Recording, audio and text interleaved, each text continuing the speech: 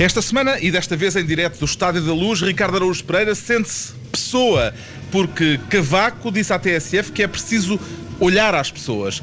João Miguel Tavares declara-se surpreendentemente esquerdista por causa do PPN e Pedro Mexia confessa-se putinófobo. Está reunido o Governo Sombra de cascola ao pescoço.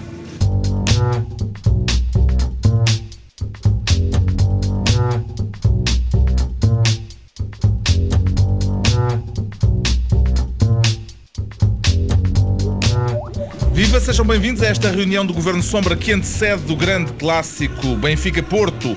Por isso estamos no Estádio da Luz, em direto. Pedro Mexia, João Miguel Tavares e Ricardo Araújo Pereira. Está animado para esta noite, Ricardo Araújo Pereira? Claro que estou animado. Eu estou animado, estou duplamente animado. Estou... Sim, deu-me ordem para vir. Eu estou, mas continua a haver a hipótese que eu temo sempre, que é enquanto estou a ver o glorioso SLB ter um glorioso AVC. Essa é uma possibilidade que está em cima da mesa. Agora, estou duplamente animado, como sempre, por duas razões. A primeira é porque estou sempre animado quando o Benfica joga. E os meus amigos portistas, que eu tenho em número não só alarmante, como até, eu diria, vergonhoso, estão animados também. A gente vive para isto, basicamente, não é? Uma pessoa que gosta de bola vive para o Benfica-Porto e, portanto, nesse ponto somos todos iguais. Estou duplamente animado porque o Governo Sombra está no Estádio da Luz e é, portanto, uma primeira vez em que o Governo Sombra, que era até agora o único governo que ainda não tinha feito isso, envereda pela promiscuidade entre futebol e política. Fazer esta reunião num camarote do estádio é capaz de ser, dizíamos João Miguel Tavares, o ponto mais alto da carreira deste programa. Porquê, João Miguel Tavares? É assim, nós temos que admitir que em termos de futebol o Governo de Sombra é assim uma espécie de Coreia do Norte, não é? 100% das pessoas votam no mesmo, isto é tudo muito vermelho e pronto, e só esperamos não acabar da mesma maneira que o senhor que mandava lá. Mas eu de qualquer forma, apesar de tudo, vangloriar-me de ser eu acho que daqui no meio deste grupo todo sou o que tem menos fanatócitos a correr no sangue. E vanglorias-te. Shame on me, é verdade. E portanto eu vou fingir que sou um gajo equilibrado durante este programa todo. E sei lá, posso fingir quase um bocadinho que sou do... Não, isso não finge. Mas de qualquer forma vou tentar equilibrar aqui o Ricardo Araújo Pereira, porque eu sinto-me um bocadinho mal, apesar de tudo. Pedro Mexia, que mensagem quer deixar nesta hora para os nossos ouvintes esportistas, que são muitos? Haverá alguma forma de os manter também com o rádio ligado antes de começar o jogo? Antes disso, queria dizer que é estranho fazer um programa ao vivo sem público. É o nosso primeiro programa ao vivo sem público. Nós tínhamos de estar a fazer isto na matinha. As portas ainda estão fechadas, o atrás, estádio ainda não abriu. E toda a gente acreditava que estamos no Estádio da Luz. Felizmente há a imagem que prova que estamos aqui. Quanto à mensagem, eu não sou daquelas pessoas que vai ao futebol para ver um bom espetáculo, como dizia o outro, que preferia ir à ópera. Portanto, espero que o Benfica ganhe a mensagem que eu tenho a dar, espero que a deem as 11 pessoas que vão correr lá em baixo.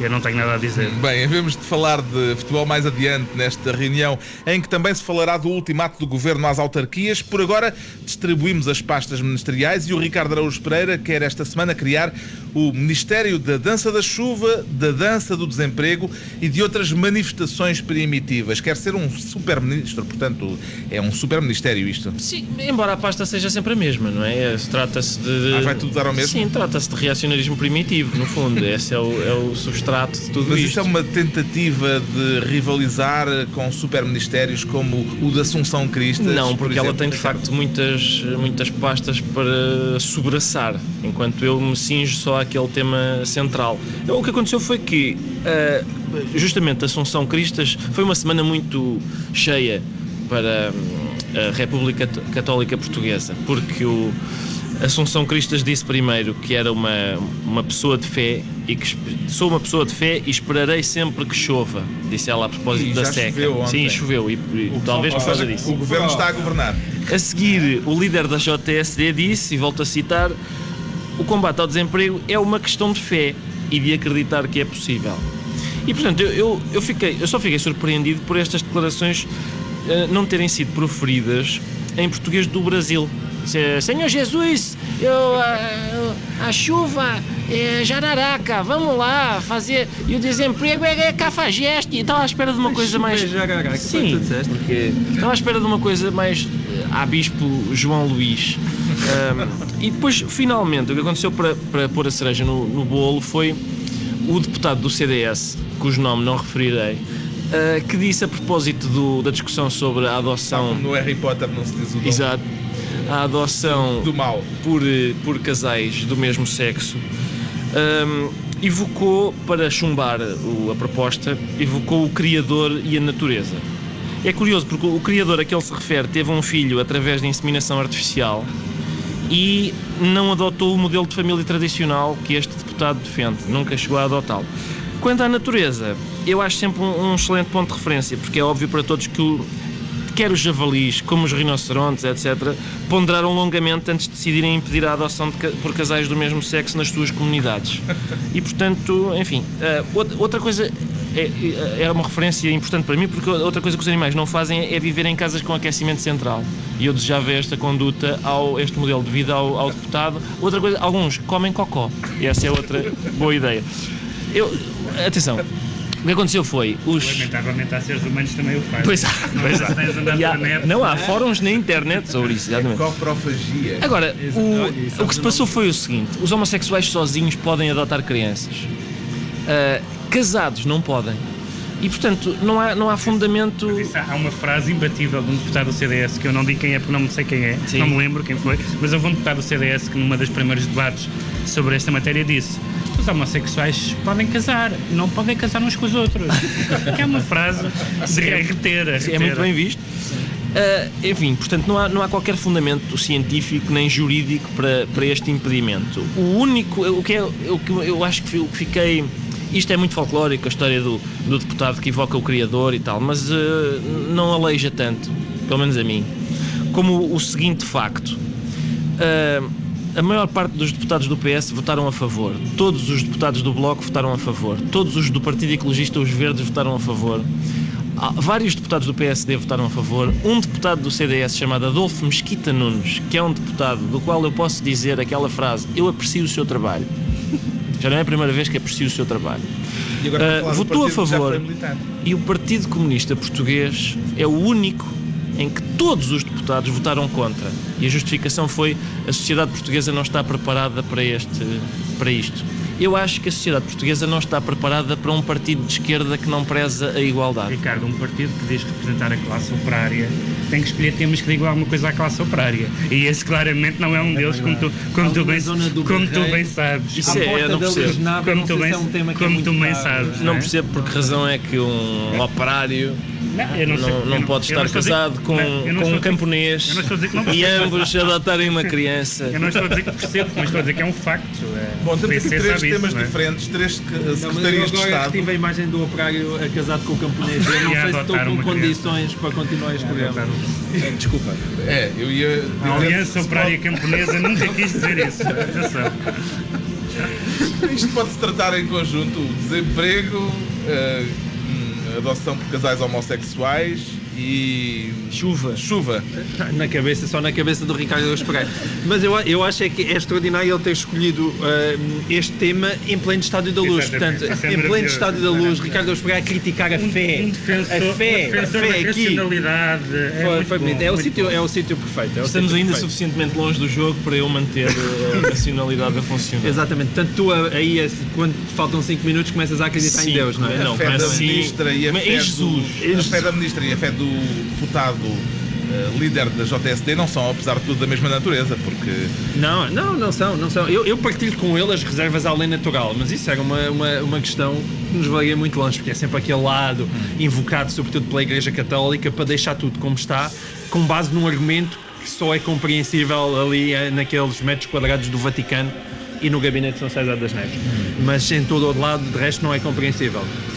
Agora, eu não tenho nenhuma... Pode-se não ter opiniões firmes neste programa, não? Eu não tenho nenhuma opinião muito firme sobre a questão da adoção por casais homossexuais.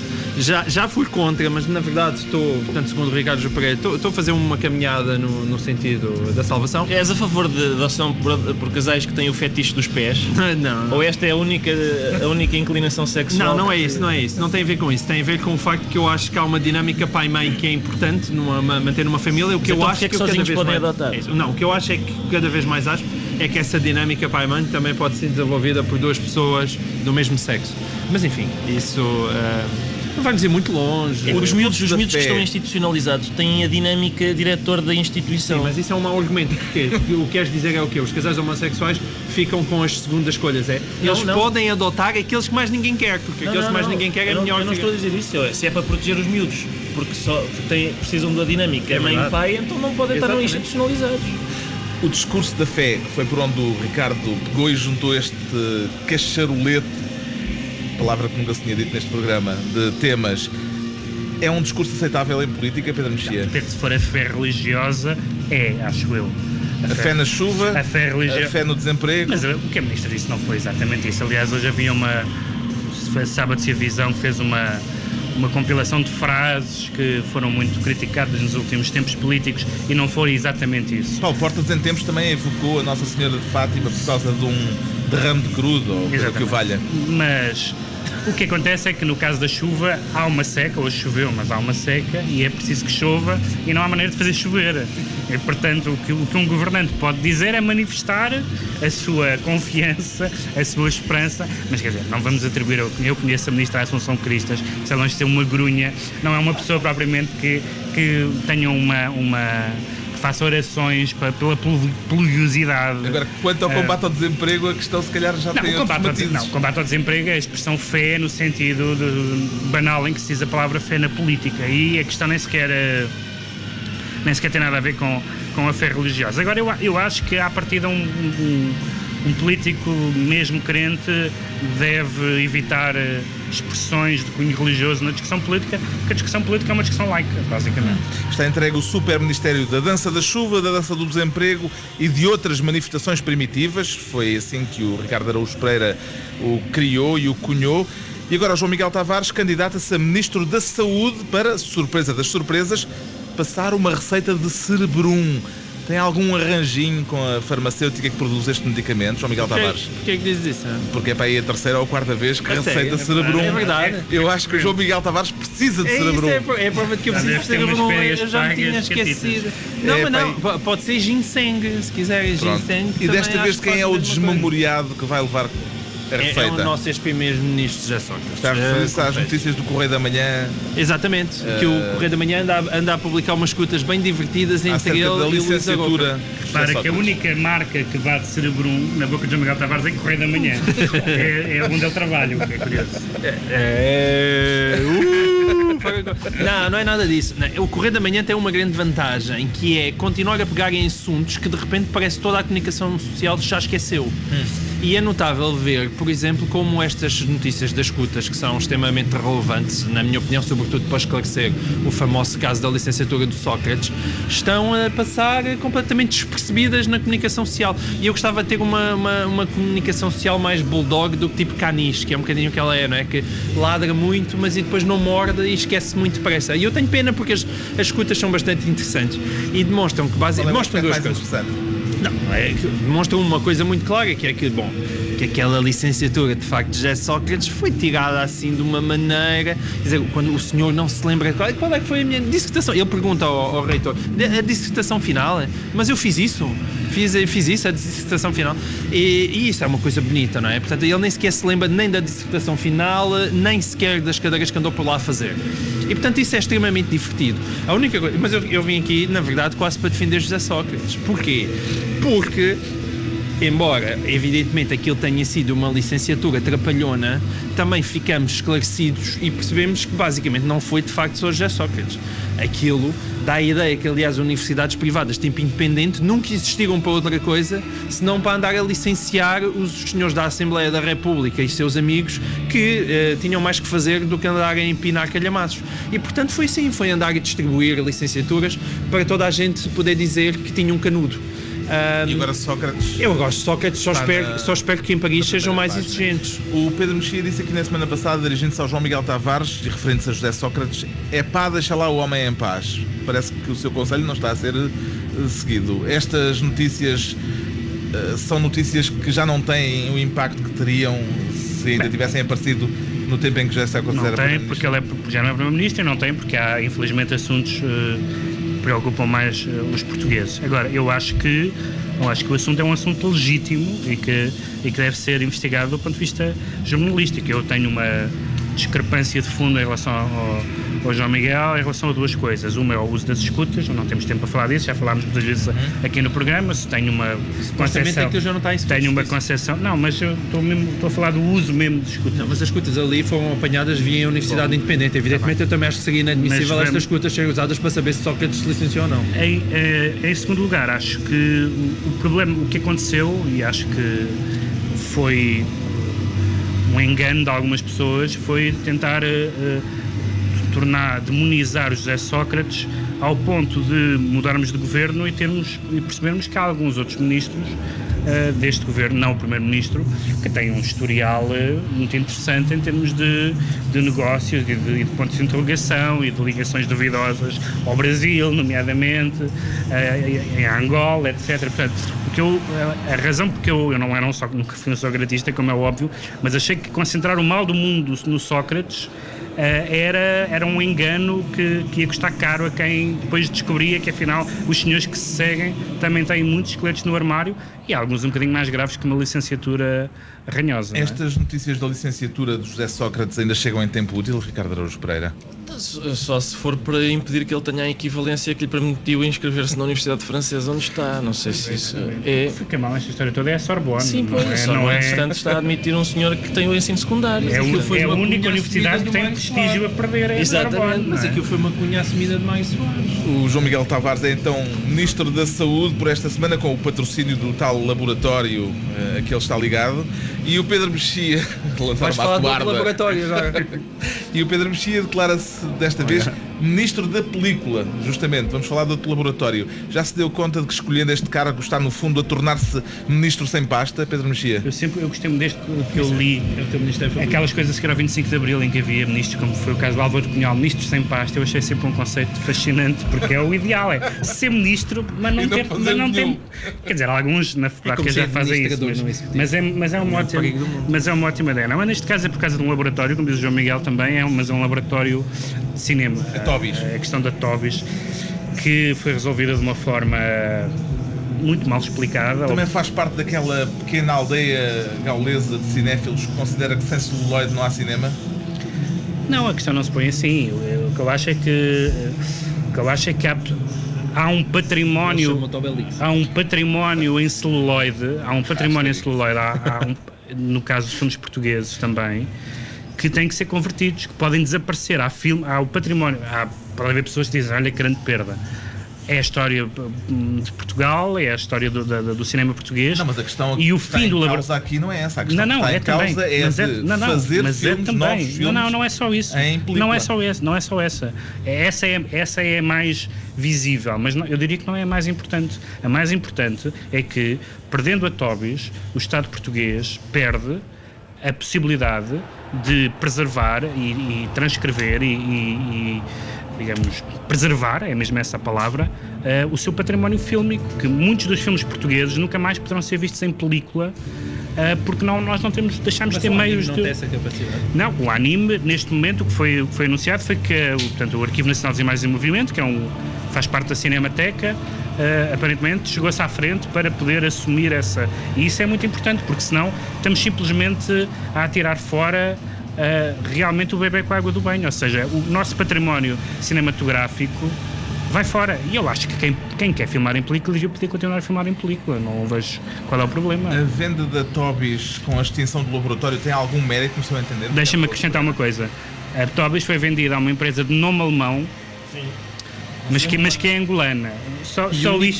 Unipessoal. Só isto diz alguma coisa sobre a transparência deste negócio. Há algum mérito, apesar de tudo, nisto? Sim, acho que tem, porque, segundo eu li, portanto, deixa de haver película, não é? Para se filmar em Portugal.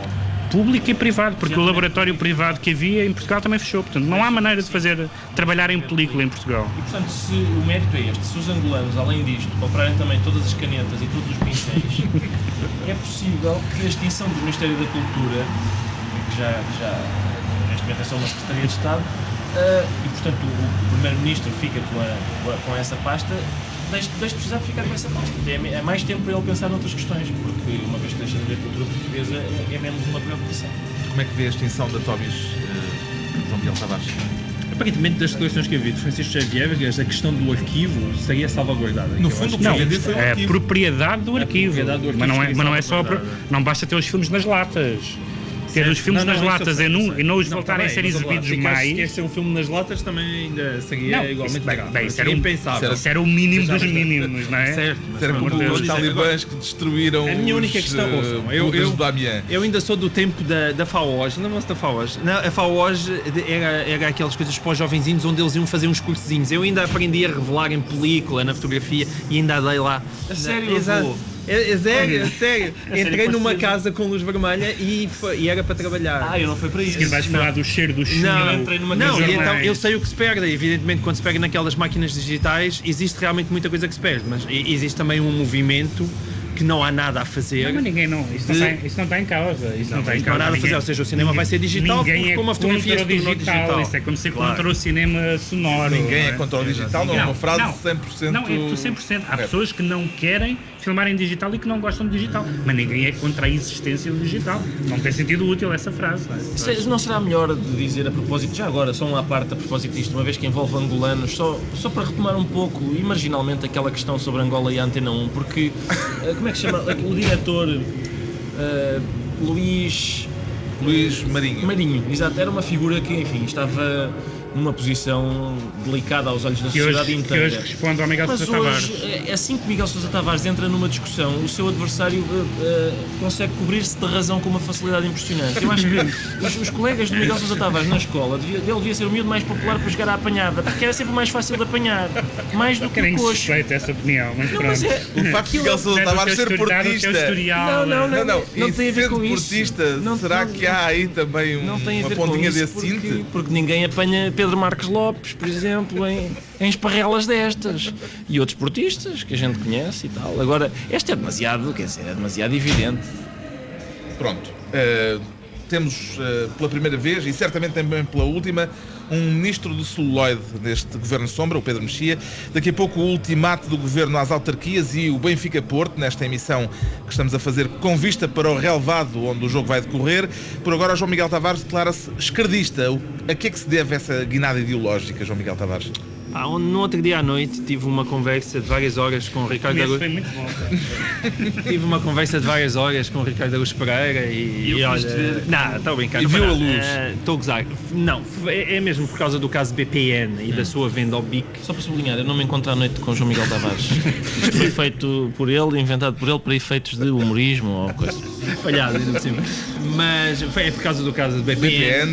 Vale a pena dizer que com a entrada em março, esta quinta-feira, os ativos do BPN já foram absorvidos pelo banco BIC. Exatamente. Angolano. Lá está BIC. BIC. Aliás, são as canetas. João Semente também te fez concorrência, fazendo um grande trocadilho a dizer este negócio com o BIC tem de facto água no bico. Muito bem. Água no bico? Foi água no bico.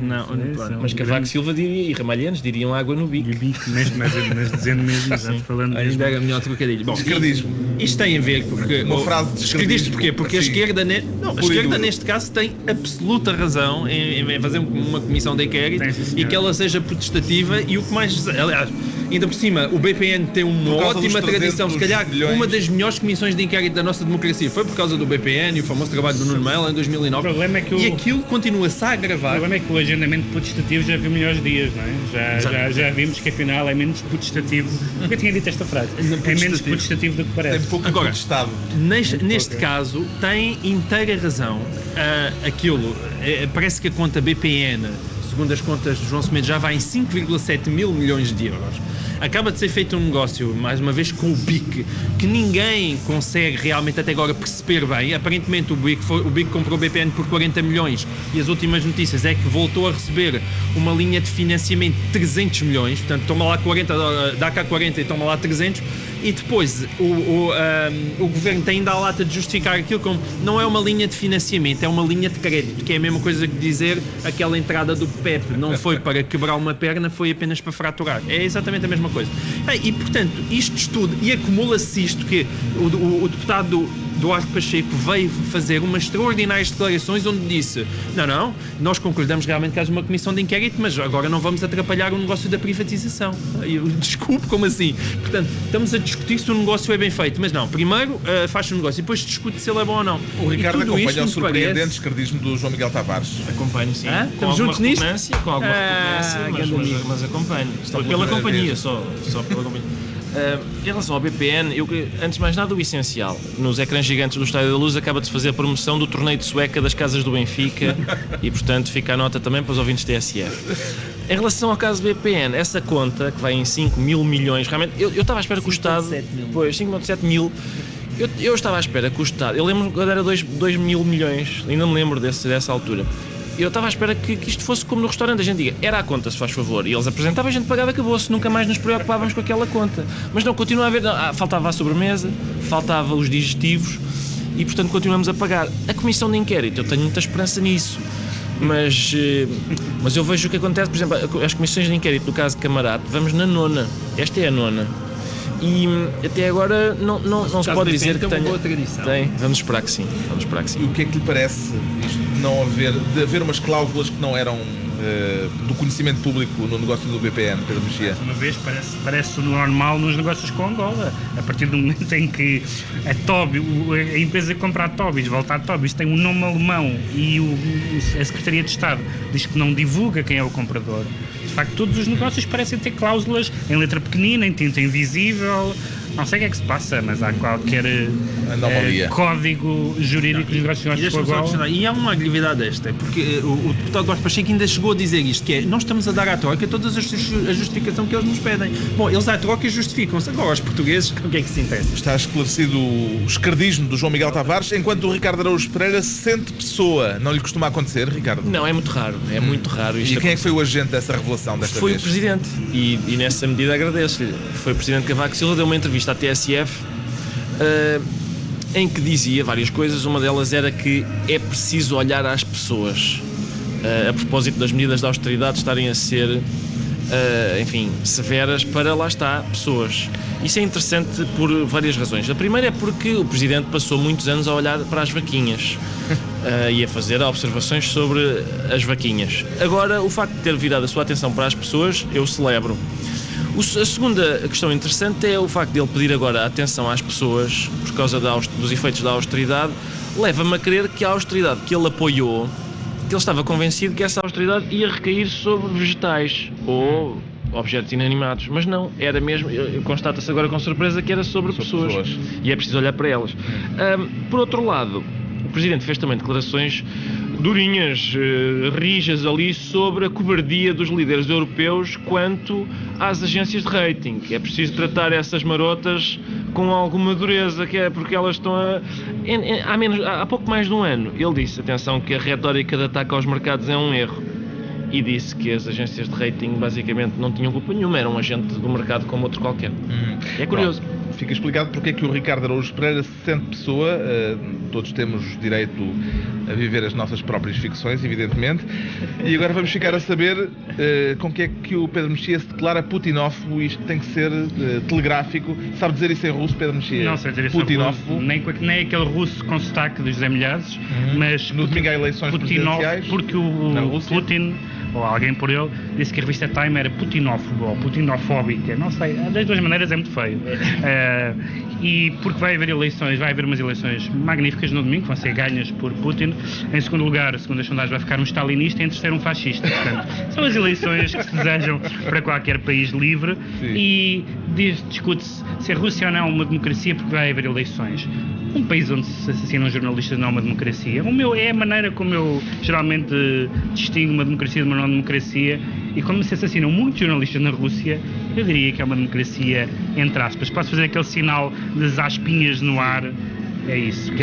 Podem ver no vídeo depois. Aproxima-se a hora do Benfica-Porto. Vamos ter de fazer aqui uma pequena pausa para o noticiário. Mas antes, Ricardo, o nervoso miudinho está controlado? Não é miudinho neste momento já, e também não diria que está controlado. Não. E o João Miguel costuma enervar-se a ver a bola? Não, quer dizer, eu acho que costumo enervar mais quando tenho que acordar 3 vezes à noite porque os meus filhos fizeram xixi na cama, mas também me enerva às vezes um bocadinho. Não tinha falta de xixi na cama. Deixa eu ouvir o noticiário que eu quero saber se já há corre ao vernáculo durante o jogo. Podemos ter os microfones abertos. Vernáculo no sentido de palavras portuguesas sem estrangeirismos. Não digo fuck you como o Comendador Berardo, por exemplo. Só utilizo palavras portuguesas. Então já voltamos, vamos saber como está o mundo, se é que ainda há mundo lá fora do Estádio da Luz. É coisa que se calhar não interessa nada nesta altura. Voltamos depois das notícias com os exercícios de aquecimento do Governo de Sombra, Pedro Mexia, João Miguel Tavares e Ricardo Araújo Pereira.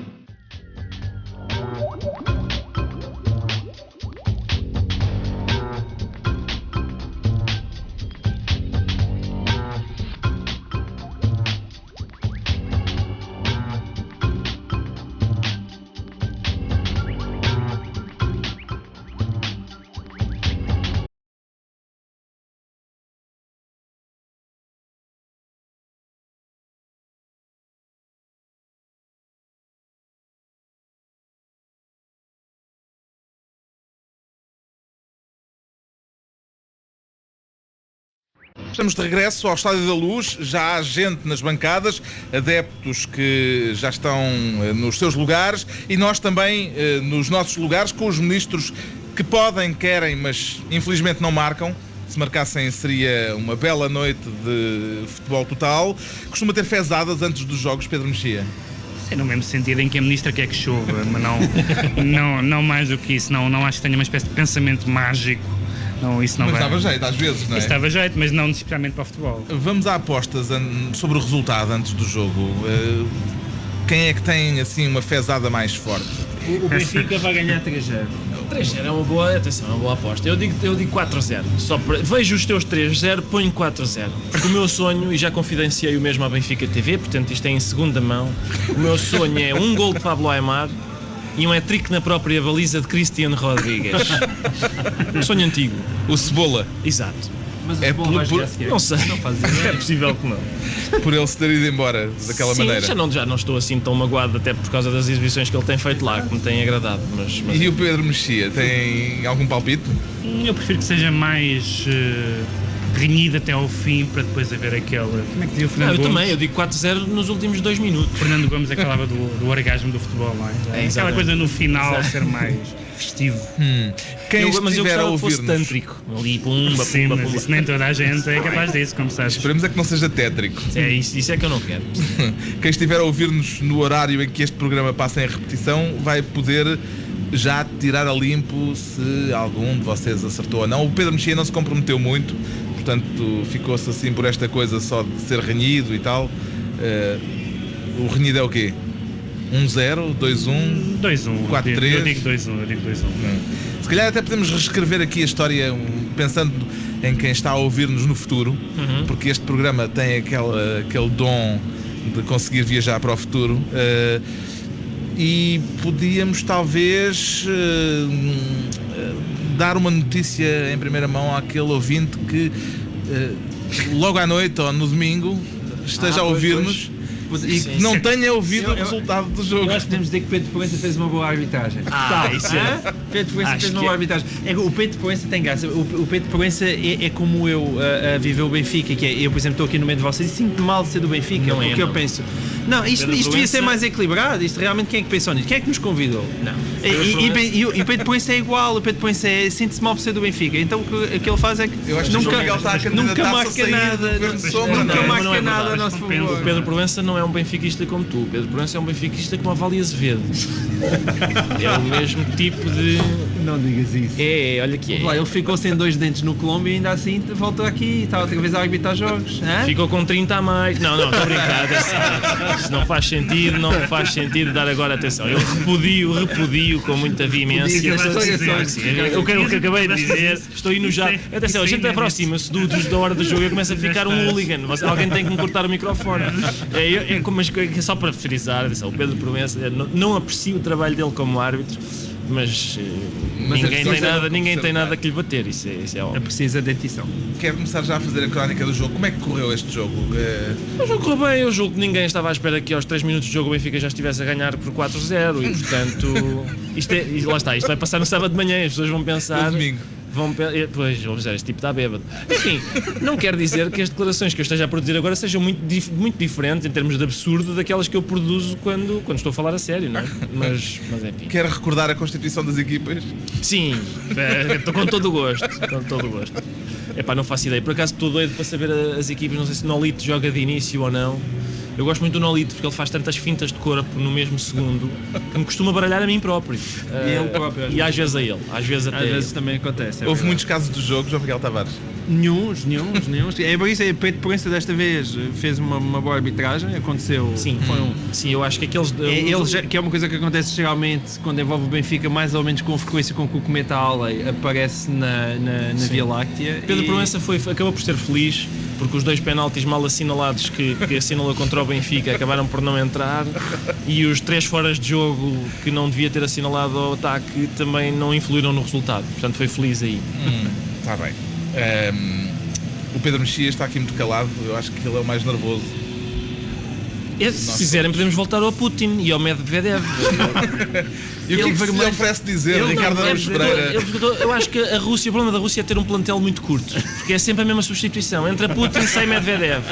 Entra Medvedev, sai Putin. E portanto é sempre muito a mesma coisa. E eu gostava de fazer o paralelo com a política portuguesa só por uma razão, por causa de António José Seguro, que fez uma substituição muito, muito parecida.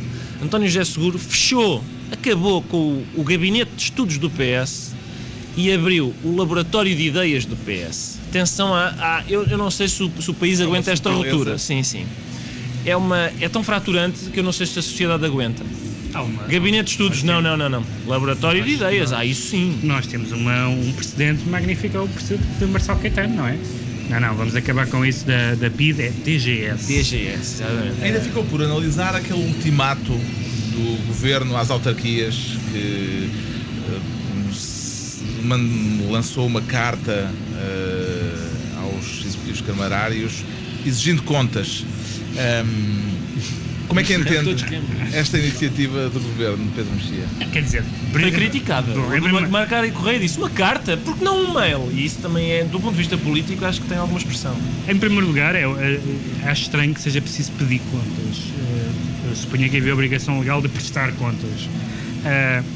Em segundo lugar, eu diria que as contas das autarquias não são das somas mais confiáveis que existem em Portugal. Agora, o Governo está a fazer está com entradas de leão, e eu estou curioso para ver até onde é que isto vai, com a extinção de freguesia. De leão não. Não há uma alusão futebolística. Um bocadinho abaixo de leão. O que é abaixo de leão? É gatinho? Não. É um animalzinho que mais dócil. Porque, por exemplo, eles querem fazer fusões e extinções, mas vão extinguir e fundir freguesias e não municípios, porque não estão para comprar essa guerra e nós temos municípios a mais. As empresas municipais... Era uma das obrigações da Troika. As empresas municipais que vão acabar, vamos ver quais são e vamos ver qual é o destino delas, nomeadamente em termos de privatizações e nomeações. E a questão da limitação dos mandatos, que era uma questão importante. O próprio PSD já está a dizer que é claro que a limitação só vai para a própria Câmara. Portanto, eu tenho muitas dúvidas quanto à coragem que o PSD vai mostrar em relação à política autárquica municipal em geral. Parece-lhe que o poder autárquico não é suficientemente escrutinado. João Miguel Tavares, será essa a lógica desta carta do Governo? Carlos, o que é que em Portugal é escrutinado? Tirando para aí a vida amorosa da Marta Leite Castro, eu não me lembro do que é que realmente é escrutinado em Portugal. Isso que me não importasse. não sei o que é, de facto. Portanto, é verdade. Quando eles dizem... A carta tem piada, porque a carta basicamente diz isto. É verdade que vocês costumam apresentar contas, mas aquelas que a gente quer são mesmo aquelas que são a sério. É isso que diz a carta. E é verdade. Desculpem parênteses, há aqui assobios, porque entrou Pedro Marcos Lopes. Exatamente. Pedro Marcos Lopes entrou no estúdio. E o terceiro anel fez... Revoltou-se. O terceiro anel revoltou-se. Eu acho que ele devia estar na zona de conforto. Portanto, eu não sei o que é que ele está aqui a fazer.